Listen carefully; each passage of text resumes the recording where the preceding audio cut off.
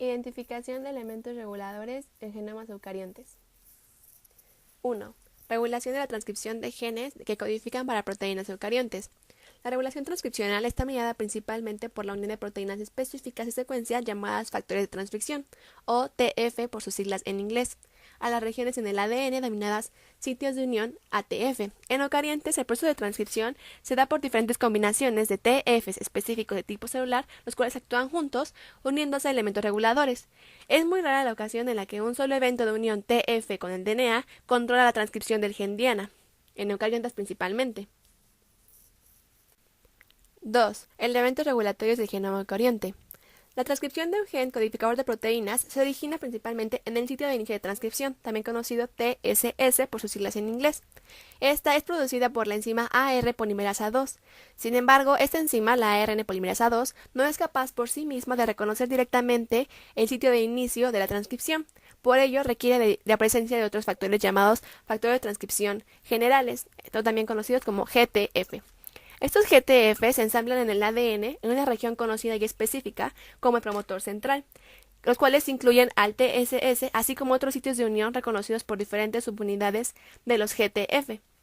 Después de que estos GTF forman un complejo con el promotor central, la polimerasa ya puede unirse a él, formando un complejo de iniciación de la transcripción, conocidos como TIC o TIC. Los principales actores que regulan la formación y la actividad de estos TIC se pueden clasificar en dos grupos, en función de su modo de actividad, que son los factores de acción trans, que no forman parte del ADN, y los elementos que actúan en cis, que son regiones a lo largo del ADN. 3. Elementos reguladores trans. Los elementos reguladores trans son genes que pueden modificar o regular la expresión de genes distantes, es decir, de genes que no están necesariamente inmediatos uno de otro. Más específicamente, estos elementos reguladores trans son secuencias de ADN que codifican factores de transcripción. Estos trabajan a través de la interacción intermolecular entre dos moléculas diferentes y por lo tanto se dice que están actuando en trans, es decir, que no necesariamente están estos genes inmediatamente uno después del otro. Existen dos factores reguladores en trans, el primero es la activación genética y el otro es la represión genética. En el primero lo que hace es que mediante proteínas ayuda a que los TIC se puedan unir de mejor manera al ADN, principalmente. Y en el segundo, que es la represión genética, lo que hace es que se impida la transcripción del gen de diversas maneras, mediante proteínas. 4. ¿Qué es un coactivador, un represor y un correpresor? Como ya mencionamos anteriormente, estos son factores reguladores en trans. Los primeros dos, el activador y el coactivador, tienen que ver con la activación genética. En el caso de los activadores, son proteínas de unión al ADN. Estas proteínas activadoras se unen al ADN generalmente de una manera específica de la secuencia y logran esto ya que hacen contacto con 5 a 15 pares de bases del ADN. Estas interacciones entre TF y DNA activan la transcripción atrayendo a las TIC al promotor central. Por otra parte, los coactivadores son proteínas que no se unen al ADN, y hay varios tipos de proteínas coactivadoras. Las primeras es que son por interacciones proteína-proteína y actúan como un puente entre los GTF y los activadores, estimulando así la formación de los TIC. Por otra parte, los otros tienen un papel importante en la remodelación de la cromatina, tanto en el gen como en las regiones reguladoras, para permitir que las TIC y los coactivadores accedan a sus sitios de unión en el ADN. Por otra parte, en cuanto a la represión genética, tenemos a los represor y al correpresor. El represor son proteínas de unión a ADN. Estos represores se unen al ADN e inhiben la transcripción de gen de diversas maneras, principalmente en 4. La primera es que pueden tener la misma especificidad que un activador y competir con él por los sitios de unión en el ADN. La segunda es que pueden unirse cerca del activador e interferir con su actividad. La tercera es que pueden unirse a silenciadores e inhibir la formación o actividad del TIC a través de interacciones proteína-proteína. Y la cuarta es que pueden unir elementos de ADN entre potenciadores y promotores en regiones llamadas aislantes, lo cual bloquea así la comunicación entre ellos. Por otra parte, los correpresores son proteínas que no se unen al ADN, sino que inhiben la transcripción a través de interacciones proteína-proteína, y hay de tres tipos. La primera es que puede reorganizar la estructura de la cromatina para dificultar la unión entre los activadores o TIC al DNA. La segunda es que pueden unirse al activador para formar un complejo incapaz de unirse al ADN o a algún coactivador. Y la tercera es que se unen directamente al TIC e inhiben su actividad. ¿Qué son y cómo funcionan los elementos reguladores en cis? Son unidades que se encuentran dentro de una cadena de DNA que regulan qué se va a expresar, qué no se va a expresar y en qué intensidad se va a expresar el producto génico. Son responsables de cambiar la conformación de la cromatina, activar o reprimir la expresión. ¿Qué es un promotor? Elementos que tienen sitios clave que ayudan a la unión con proteínas activadoras. Estas forman uniones con los GTF para propiciar la especificidad en los tejidos. ¿Qué es un potenciador? Elemento que conecta varios sitios de unión importantes de varios activadores que están atrapados de manera espacial para permitir la unión DNA-proteína de manera estable. Existen dos mecanismos. El activador más el potenciador lo que genera es que el DNA se enrolla, los activadores quedan a una distancia más cerca del promotor. Las interacciones de proteína-proteína se dice que funcionan como un seguro de que se va a expresar el gen de interés. En el caso número 2, después de que los potenciadores se unen, los activadores se mueven a lo largo de la cadena de DNA hasta dar con el promotor e iniciar la expresión. ¿Qué es un silenciador? ¿Una región aisladora? ¿Y cómo funcionan? Primero describiremos al silenciador. El silenciador es un elemento que reprime la expresión génica. Puede actuar a distancia o por orientación independiente. Están dentro de los potenciadores, promotores y en regiones UTR. El aislador detiene la activación o represión de la actividad transcripcional en un locus e impiden que se propaguen a otro. Pueden existir dos maneras. 1. Inhibir la interacción de potenciador-silenciador más el promotor, el cual generaría la expresión, o prevenir la extensión de la heterocromatina a través de la formación de una barrera, fomentando así la expresión. Las regiones de control de locus o LCRs son elementos regulatorios que mejoran la expresión de un grupo de genes en una célula de un tipo en específico. Pueden contener varios mejoradores, silenciadores o aisladores, los cuales cada uno puede estar unidos a diferentes TFs. Por otro lado, los Matrix Attachment Regions o MRAs son elementos en el DNA que hacen contacto con la matriz nuclear.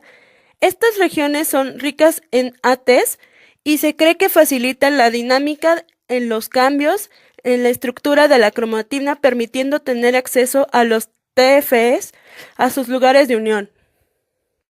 Teniendo en cuenta así cada uno de los tipos de elementos reguladores de la transcripción, se pueden ver en los siguientes esquemas cómo estarían acoplados dependiendo si la transcripción está activa o si ésta está en un momento de inhibición. Existen muchas técnicas de laboratorio para identificar estos elementos regulatorios.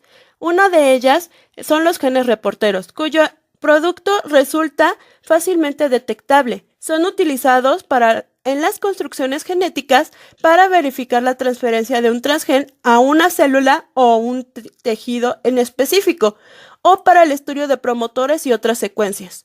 Otra técnica muy ampliamente utilizada son los chips o microarreglos de ADN, que son una herramienta utilizada para determinar si un individuo en particular posee una o varias mutaciones en genes como sería la BRCA1 y la BRCA2.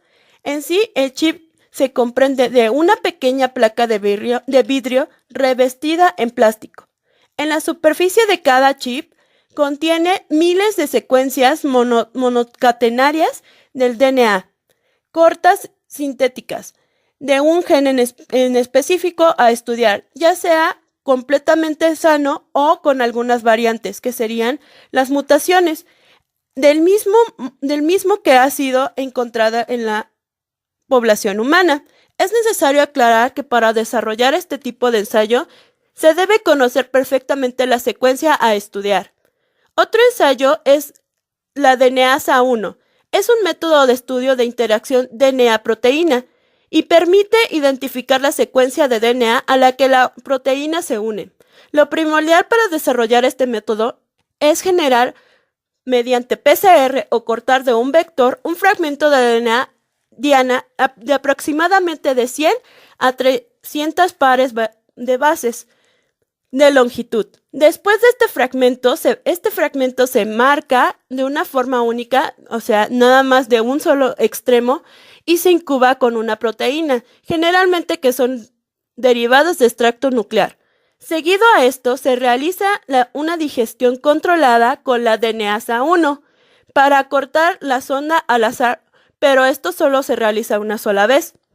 El DNA digerido se recupera de la reacción y se corre en un gel de policramina junto con la reacción de secuenciación química G+A, que utiliza la misma sonda que ha sido utilizada. Las regiones unidas a proteínas estarán protegidas de la digestión de la DNasa 1 y se mostrarán como un área en blanco en el gen, mientras la secuencia exacta unida a la proteína puede leerse comparando la ubicación del gen blanco con una reacción de secuenciación. Otro y último método utilizado son los organismos modelos.